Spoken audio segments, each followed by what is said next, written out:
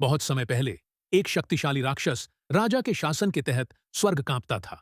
असुर शासक बाली कोई सामान्य राजा नहीं था।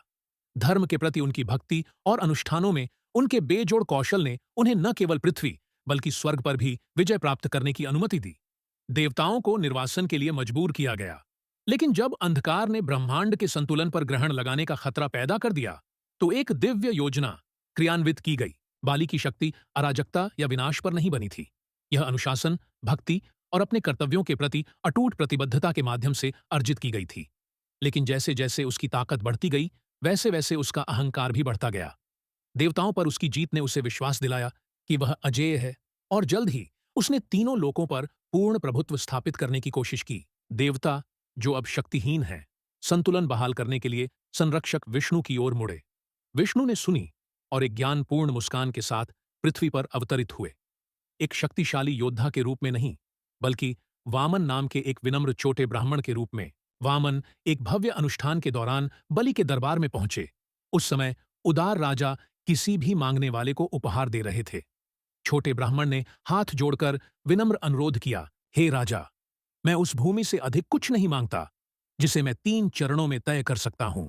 बाली के मंत्रियों ने इस विनम्र अनुरोध का उपहास उड़ाया, लेकिन बाली, जो अपनी उदारता के लिए जाना जाता है, मुस्कुराया और सहमत हो गया।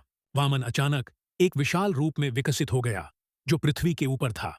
उसके पैर बादलों को छू रहे थे और उसका सिर आकाश को छेद रहा था। अपने पहले कदम में ही उन्होंने पूरी पृथ्वी को नाप लिया। अपने दूसरे के साथ उसने स्वर्ग पर दावा किया। बाली और उसका दरबारी आश्चर्यचकित होकर देख रहे थे, क्योंकि तीसरे कदम के लिए कोई जगह नहीं बची थी। यह महसूस करते हुए कि वामन कोई और नहीं बल्कि स्वयं विष्णु थे, बाली अविचल रहा। सब कुछ खोने के बावजूद वह मुस्कुराया और भगवान के सामने घुटने टेक दिए। बाली ने कहा, भगवान, मेरे पास देने के लिए कुछ भी नहीं बचा है। अपना अंतिम कदम मेरे सिर पर रखे, क्योंकि मैं अपने आप को तुझे अर्पित करता हूं। बाली की विनम्रता और भक्ति से प्रभावित होकर विष्णु ने बाली के सिर पर अपना पैर रखा और उसे पाताल लोक पर शासन करने के लिए भेज दिया। एक ऐसा राज्य जहां बाली को एक न्यायप्रिय और महान राजा के रूप में सम्मानित किया जाएगा।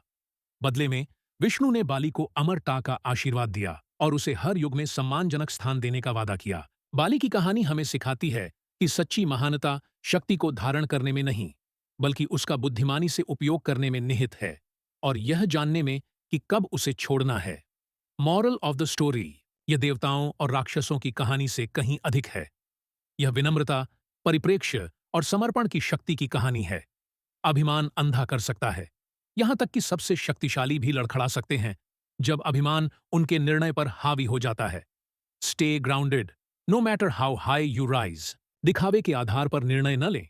जैसे बाली ने अपने छोटे आकार के कारण वामन के अनुरोध को कम करके आंका, हम अक्सर लोगों या अवसरों को उनके बाहरी दिखावे के आधार पर खारिज कर देते हैं। याद रखें, छोटी छोटी चीजें भी अकल्पनीय क्षमता रखती हैं और आपका पूरा जीवन बदल सकती हैं। जब जीवन आपके पक्ष में काम नहीं करता है, तो सच्ची ताकत स्थिति को स्वीकार करने और दैवीय ऊर्जा के सामने आत्मसमर्पण करने में निहित है। बाली की हार को अनुग्रह के साथ स्वीकार करने की इच्छा ने उसके नुकसान को एक दिव्य आशीर्वाद में बदल दिया। जीवन में बड़े अच्छे के प्रति समर्पण करने से अक्सर अप्रत्याशित पुरस्कार मिलते हैं। यदि इस कहानी ने आपको प्रेरित किया है, तो इसे लाइक, शेयर और सब्सक्राइब करें। Let's explore the timeless lessons hidden in our ancient epics together.